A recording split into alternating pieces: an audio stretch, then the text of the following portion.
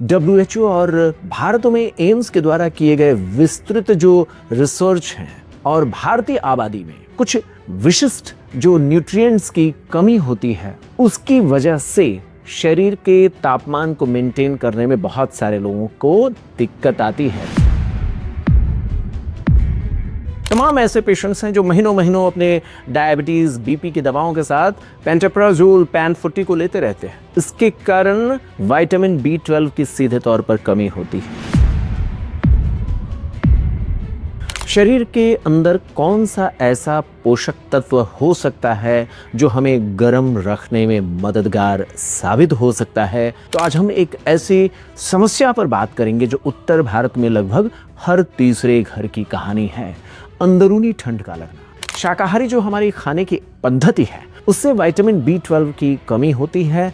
भारतीय महिलाओं में आयरन की कमी होती है, जिसके कारण आयरन की कमी से हीमोग्लोबिन की कमी होती है। इसके कारण ठंडक का एहसास ज्यादा होता है। आज हम लोग बात करने वाले हैं शरीर के भीतर ठंड का ज्यादा लगना और उसके भीतर छुपे हुए वैज्ञानिक रहस्य को समझने की कोशिश करना। तो आज का हमारा टॉपिक है अंदरूनी ठंड का वैज्ञानिक रहस्य क्या है। उत्तर भारत की ठंड धीरे धीरे अब हम सभी को चपेट में ले रही है। शरीर के अंदर कौन सा ऐसा पोषक तत्व हो सकता है जो हमें गर्म रखने में मददगार साबित हो सकता है?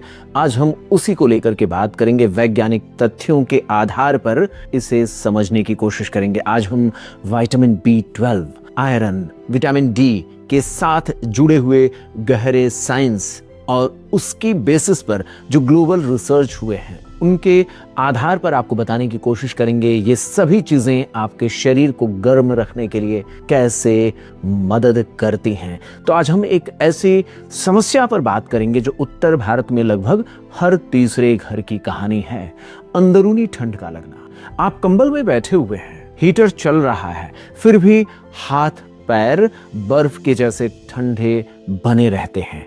क्या यह सिर्फ मौसम है या फिर आपके शरीर के भीतर कोई गहरा पोषण संबंधी असंतुलन, कोई ऐसे न्यूट्रिएंट्स की इम्बैलेंसेस जिसकी वजह से आपको कुछ ज्यादा ठंड लग रहा है?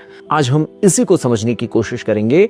और जिस बात को आज हम चर्चा कर रहे हैं कोई छोटी बात नहीं है। ग्लोबल मेडिकल जर्नल्स, WHO और भारत में एम्स के द्वारा किए गए विस्तृत जो रिसर्च हैं और भारतीय आबादी में कुछ विशिष्ट जो न्यूट्रिएंट्स की कमी होती है उसकी वजह से शरीर के तापमान को मेंटेन करने में बहुत सारे लोगों को दिक्कत आती है। तो आज हम जानने की कोशिश करेंगे आपके बॉडी के हीट प्रोड्यूसिंग कैपेसिटी के बारे में और इसमें किन किन पोषक तत्वों की कमी हो जाती है जिसके कारण आपको ज्यादा दिक्कत का सामना करना पड़ता है। इंटरनेशनल जर्नल ऑफ हाइपोथर्मिया जैसे पब्लिकेशंस इस बात की पुष्टि करते हैं कि यह समस्या सिर्फ कपड़े को कम पहनने से जुड़ा हुआ नहीं है बल्कि मॉलिक्यूलर लेवल पर जो एनर्जी का प्रोडक्शन होता है उससे जुड़ा हुआ है। आपको समझना होगा जिन किसी भी चीज को हम खाते हैं वो डाइजेशन के बाद हमारे सेल्स में पहुंचते हैं, सेल्स में जाकर के उन्हें बर्न किया जाता है। कुछ ऐसे ही जैसे आप किसी कागज में आग लगाते हैं वैसे ही जो भी चीजें हम खाते हैं सेलुलर लेवल पर उनमें आग लगा करके ऊर्जा का उत्पादन होता है, ऊर्जा या एनर्जी का प्रोडक्शन होता है जिसमें कुछ विटामिन्स, कुछ मिनरल्स, ये सभी हमारी मदद करते हैं। अगर आपको सच में ठंड ज्यादा लगता है और कुछ इस तरीके की घटनाएं होती हैं तो आपको कुछ विटामिन्स और कुछ पारंपरिक जो सुपर फूड्स हैं उन पर ध्यान देने की जरूरत है। अगर आप उस पर ध्यान देंगे तो जो कोल्ड की सेंसिटिविटी है वो कम होगी और कहीं ना कहीं आपका ओवरऑल हेल्थ भी बहुत अच्छा बना रहेगा।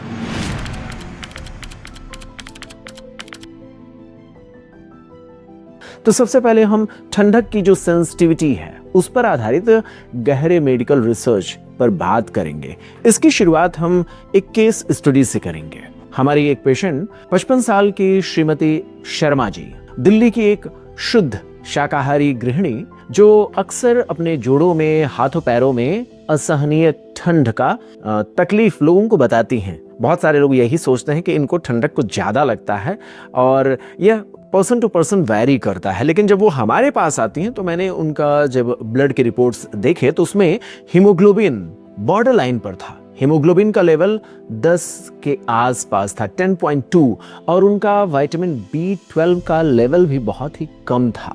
तो इससे एक चीज समझ में आया कि भारत में जो शाकाहार रखने वाले जो लोग हैं, जैसे श्रीमती शर्मा जैसे अनगिनत केस स्टडीज एक बात की ओर इशारा करते हैं कि शाकाहारी जो हमारी खाने की पद्धति है उससे विटामिन B12 की कमी होती है। भारतीय महिलाओं में आयरन की कमी होती है, जिसके कारण आयरन की कमी से हीमोग्लोबिन की कमी होती है। इसके कारण ठंडक का एहसास ज्यादा होता है। तो आज हम बेसिक एंडोक्राइनोलॉजी के लेवल पर भी इन सारी चीजों को समझने की कोशिश करेंगे कि आखिर ये विटामिन्स की जो कमी है ये हमारे शरीर में किस तरीके से हीट के प्रोडक्शन को प्रभावित करती है।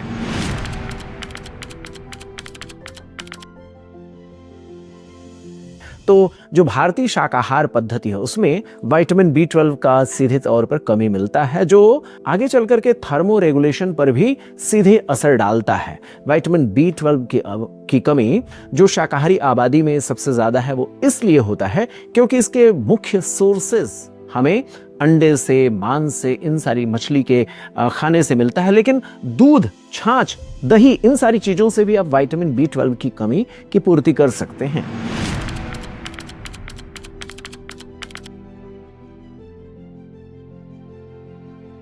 विटामिन B12 हमारे रेड ब्लड सेल्स के उत्पादन और उनके डीएनए के सिंथेसिस, जो उनका जो बेसिक जो सिंथेसिस होती है उसके लिए जो बेसिक जरूरी रॉ मटेरियल होता है डीएनए, उसको बनाने के लिए विटामिन B12 जरूरी होता है।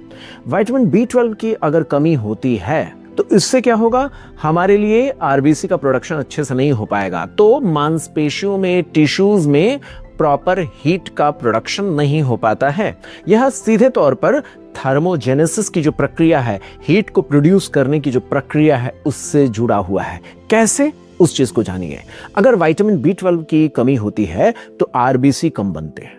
और आरबीसी होते क्या है? आरबीसी ऑक्सीजन को ढोने के लिए जरूरी होते हैं। आपको ये बात तो सामान्य तौर पर समझ में आता ही होगा कि जब कभी भी आपको कमरे में कागज में भी आग लगानी हो तो आपको ऑक्सीजन चाहिए। ऐसे ही जब हमें सेलुलर लेवल पर आग लगानी होती है, अपने शरीर को गर्म करना होता है या एनर्जी का प्रोडक्शन करना होता है, तो उस समय भी हमें ऑक्सीजन चाहिए। वो ऑक्सीजन कैसे मिलता है? कल्पना करिए, खाने से तो आपने फूड मटेरियल ले लिया, उसको हमें सेल में ले जाकर के बर्न करना है, उसको जलाना है ताकि ऊर्जा जनरेट हो। तो हम सांस लेते हैं, ये जो सांस लेते हैं ना, वो ऑक्सीजन की सप्लाई देता है। कल्पना करते रहिए, कमरे में जैसे कागज एक रॉ मटेरियल है और ऑक्सीजन की प्रेजेंस में आप जैसे आग लगाते हैं, वैसे खाना एक रॉ मटेरियल है जो पहुंच गया हमारे सेल्स के पास। अब वहां पर ऑक्सीजन जो हम लेते हैं वो ब्लड के सप्लाई से पहुंचेगा कहां पर? सेल्स में। तो खाने का जो बेसिक जो मॉलिक्यूलर लेवल पर जो खाना पहुंच चुका है सेल्स के भीतर, उसको ऑक्सीजन की मदद से ही जलाया जाता है, जिससे हीट प्रोडक्शन के लिए एटीपी जैसी एनर्जी हम प्रोड्यूस करते हैं। कल्पना करिए कि जो हम ऑक्सीजन की सप्लाई करते हैं ना, वो किसके थ्रू होता है? ब्लड में घूमने वाले आरबीसी की मदद से होता है। अगर आरबीसी का प्रोडक्शन कम हुआ, जो सीधे तौर पर विटामिन B12 की एसोसिएशन रखता है, अगर विटामिन B12 की कमी होगी तो आरबीसी कम बनेंगे। आरबीसी कम बनेंगे तो ऑक्सीजन को जो ढोने के लिए, ऑक्सीजन को कैरी करने के लिए जो बेसिक जो ट्रांसपोर्टर्स हैं वही नहीं होंगे, तो सेल्स के लेवल तक ऑक्सीजन पहुंचेगा नहीं। और सेल्स के लेवल तक अगर ऑक्सीजन नहीं पहुंचा तो जो हमारा मॉलिक्यूलर लेवल पर पहुंचा हुआ सेल के पास जो फूड है वो अच्छे तरीके से बर्न नहीं होगा। तो जो हमें गर्म रखने के लिए एनर्जी चाहिए, जो एटीपी के पैकेट्स चाहिए, वो वहां तक जनरेट नहीं हो पाएंगे।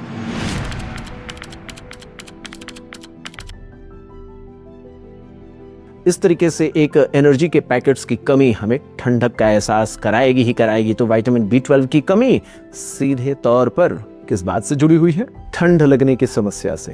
विटामिन B12 पर और भी कई सारी बातें हम करेंगे अगले किसी दूसरे टॉपिक में, लेकिन इतना तो आपको समझ में आ ही जाना चाहिए कि विटामिन B12 की कमी आरबीसी के प्रोडक्शन को प्रभावित करते, क्योंकि आरबीसी अपने जो नंबर्स हैं उसको नहीं बढ़ा पाते हैं। आरबीसी के प्रोडक्शन के लिए जो बेसिक मटेरियल चाहिए उसको बनाने में विटामिन B12 की मदद ली जाती है, और अगर विटामिन B12 की कमी हुई तो जो मसल्स हैं या जो सेलुलर लेवल पर जो कंपकपी पैदा करके हम गर्मी पैदा कर सकते हैं, वो गर्मी हम पैदा नहीं कर पाएंगे, क्योंकि पर्याप्त जो हीट प्रोड्यूस होने के लिए जो चाहिए ऑक्सीजन वो सेल के लेवल तक नहीं पहुंच पा रहा है।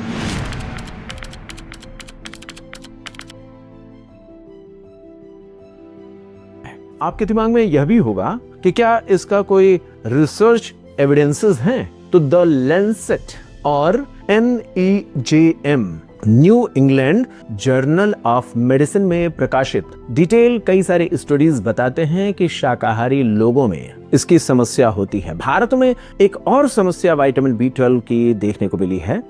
सामान्य तौर पर हम गलती से या कई बार डॉक्टर्स भी इस चीज के लिए जिम्मेदार होते हैं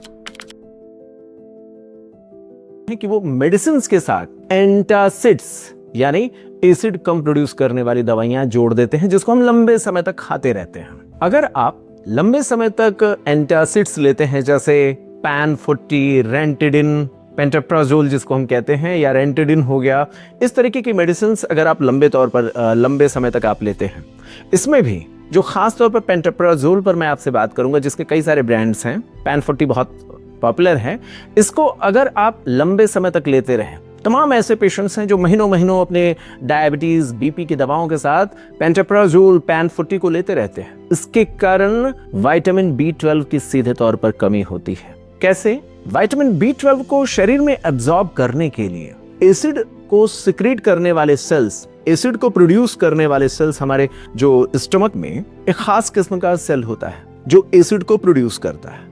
वो सेल्स जो एसिड को प्रोड्यूस करते हैं, पेंटाप्राजोल या PAN40 जो है उस सेल्स को मार देता है, जिसके कारण एसिडिटी को कंट्रोल करने में मदद मिलती है। लेकिन जो सेल एसिड को प्रोड्यूस करता है, वही सेल विटामिन B12 को एब्जॉर्ब कराने वाले इंट्रिंसिक फैक्टर को भी प्रोड्यूस करता है। तो जब आप एसिड प्रोड्यूसिंग सेल्स को मार देते हैं, तो उसके कारण इंट्रिंसिक फैक्टर का प्रोडक्शन भी नहीं हो पाता है, जिसके कारण विटामिन B12 की कमी ऐसे लोगों में देखने को मिलती है। क्योंकि मैंने आपसे कहा विटामिन B12 को अगर एब्जॉर्ब करना है तो हमें इंट्रिंसिक फैक्टर चाहिए, और आपने अपने BP की दवा के साथ, शुगर की दवा के साथ या किसी और दवा के साथ एंटासिड्स रेगुलर ले रहे हैं, बिना मतलब का ले रहे हैं, तो उसके कारण इंट्रिंसिक फैक्टर नहीं बनेगा। चूंकि उसको बनाने वाला सेल मर चुका है, तो इंट्रिंसिक फैक्टर की कमी विटामिन B12 को एब्जॉर्ब होने ही नहीं देगी। तो शाकाहार के साथ साथ आपको या भारतीय लोगों में जो एंटासिड्स का बहुत ज़्यादा इस्तेमाल किया जा रहा है, वो भी विटामिन B12 के एब्जॉर्प्शन को प्रभावित करके विटामिन B12 की कमी पैदा करता है, जिसके कारण बहुत सारे साइड इफेक्ट्स देखने को मिलते हैं। ठंडक बहुत ज़्यादा लगती है। ये दुनिया भर में होने वाले रिसर्च बताते हैं कि जो गलत तरीके से एंटासिड्स आप ले रहे हैं, वो एब्जॉर्प्शन में करने वाली ये विफलता सीधे तौर पर लंबे समय में क्रॉनिक कोल्ड इंटॉलरेंस के लिए जिम्मेदार होती है।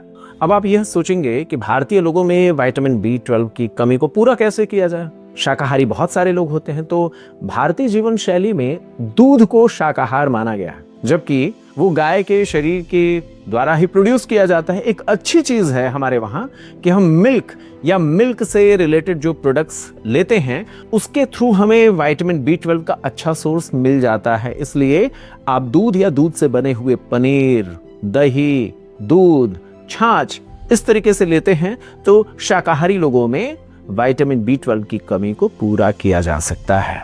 अगले लेक्चर में हम बात करेंगे ठंडक अगर आपको ज्यादा लग रही है तो क्या आयरन की कमी या फिर विटामिन D की कमी इसके लिए रिस्पॉन्सिबल हो सकती है। उस पर हम अगले लेक्चर में आपसे चर्चा करेंगे।